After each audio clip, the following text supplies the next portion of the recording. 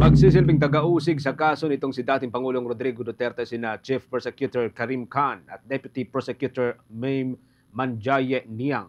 Ang prosecution team na pangunahan po ng dalawang batikang prosecutor ang haharap sa defense team ng dating Pangulo kasabay huyan ng inasang pag-usad sa pagdinig sa kanyang kaso na Crimes Against Humanity sa International Criminal Court. Etong si Khan ang responsable para po makakuha ng arrest warrant laban kina dating Pangulong Duterte, Russian President Vladimir Putin at Israeli Prime Minister Benjamin Netanyahu.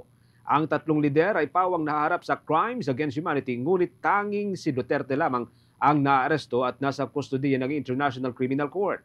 Etong si Niang naman ay dating humahawak ng mga senior position sa judicial system ng bansang Senegal.